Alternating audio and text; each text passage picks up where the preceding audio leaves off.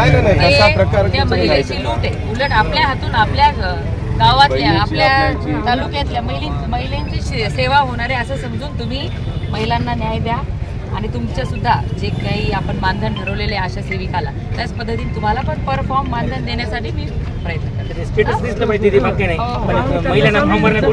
आमच्याकडे पाहण्याचा दृष्टिकोन जे ते बदलून चालला लोकांचा। काही पण 1000 रुपये बाईला कुठून मिळणार आहे? हे चूक आहे। सर्वात विशेष म्हणजे कसं आहे, एखाद्या महिलेचा फॉर्म जर त्रुटीमध्ये गेला सीएससी व आपले सरकार सेवा केंद्र चालकांच्या विविध मागण्या पूर्ण करा, तहसीलदारांमार्फत मुख्यमंत्र्यांना निवेदन। सीएससी व आपले सरकार सेवा केंद्र चालकांच्या विविध मागण्यांसाठी आज सोमवारी जिंतूर येथील केंद्र चालकांच्या वतीने जिंतूर तहसीलदारांमार्फत मुख्यमंत्री एकनाथ शिंदे यांना लेखी निवेदन देण्यात आले आहे।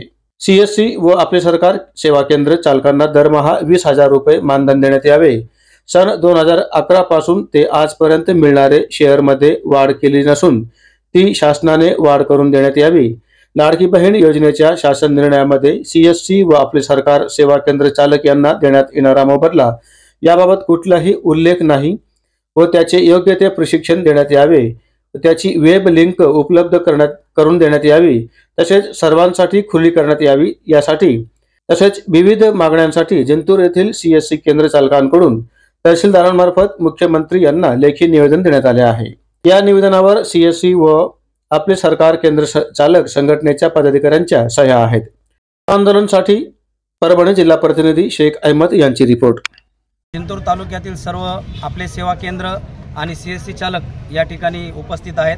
त्यांच्या ज्याही अडीअडचणी आहेत त्या सर्व अडीअडचणी आम्ही आज माननीय तहसीलदार साहेब जिंतूर यांना या ठिकाणी निवेदनामार्फत सादर केलेल्या आहेत। शासनाने वेळोवेळी ज्याही योजना या ठिकाणी अंमलात आणल्या त्या सर्व योजना आम्ही आपले सेवा केंद्र आणि सेतू सुविधावाले रात्रंदिवस मेहनत करून त्या यशस्वीपणे पार पाडतो, परंतु 2011 पासनं या योजनेचा कसल्याही प्रकारचा लाभांश अजून आम्हाला भेटला नाही। त्यामध्ये बऱ्याच अशा योजना आहेत, जसं की आयुष्मान भारत योजना असेल, कर्जमाफी आहे, ई श्रम कार्ड योजना आहे, दुष्काळाची KYC आहे, अशा विविध प्रकारच्या योजना आहेत, विमा आहे।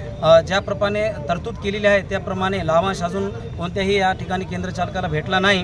प्रत्येकाला परिवार आहे, मुलांचं शिक्षण आहे, त्यामुळे आम्ही या ठिकाणी मागणी केलेली आहे की आमचे आतापर्यंतचे जे एकतर आम्हाला 20,000 रुपये ठोक मानधन देण्यात यावं किंवा आमचा जोही ठरल्याप्रमाणे लाभांश आहे तो आमच्या प्रत्येक चालकाला या ठिकाणी देण्यात यावा।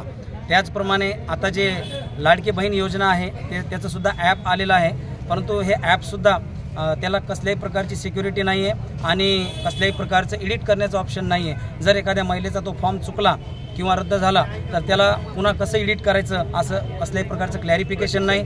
त्याचबरोबर आमची सर्वांची मागणी एक आहे की या लाडक्या बहीण योजनेचं प्रशिक्षण आम्हा सर्व केंद्र चालकांना देण्यात यावं आणि त्याचा योग्य मोबदला सुद्धा आम्हाला शासनाने या ठिकाणी घोषित करावा। धन्यवाद।